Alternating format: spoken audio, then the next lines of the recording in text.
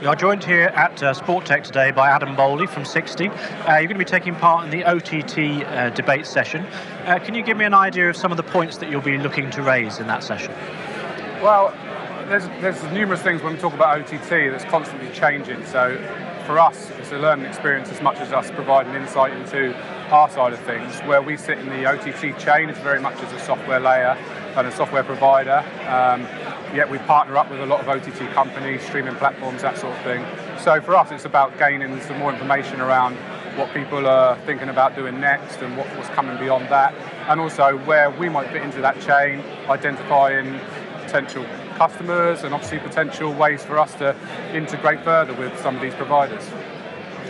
Can you give us a little bit of an idea of what kind of a year this is proving to be for 60? I think you mentioned a specific project with CBS. Can you tell us about that? Yeah, so we work with CBS to provide some engagement tools for their web product for their State of the Union speech with Donald Trump. So it's obviously the biggest speech of the year, biggest political speech, watched by millions, and they wanted a way to engage their viewers on their web platform. So we provided them some software, we got them up and running. They engaged with it really quickly, and they had a lot of success with it. So from there, it spiraled beyond simple sort of quizzing and polling live on air to expanding that and looking at other innovative ways that we can work with them to enhance their forecasting. Can you sort of give us a little bit of an idea of sort of how 60 is growing? Are you still adding more people? What's the sort of long-term strategy business-wise? Yeah, sure. So we have seen a lot of growth in the last year or so.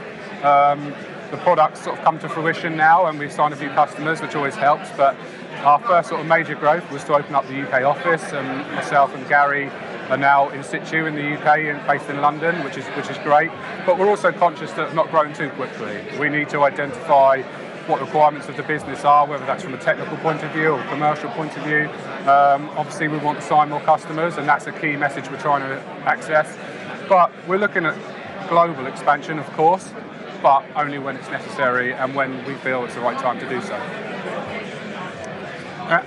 And finally, obviously it's sort of quite a diverse programme here today, a lot of different topics. What are the sessions that you're most interested in hearing about yourself? Yeah, well, aside from the fact that it just brings together some great people from across the industry, it's always a good opportunity to see people you know and then meet people you don't know and look for prospective clients, obviously. But also there's a couple of sessions with Facebook, which obviously interested to see around their vision of sports streaming. That's very relevant to us as well, so interested to hear that.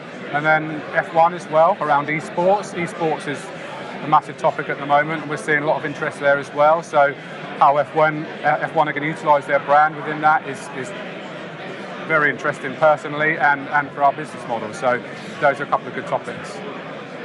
Adam, thanks very much for joining us here, and I hope you have a great day at SportTech.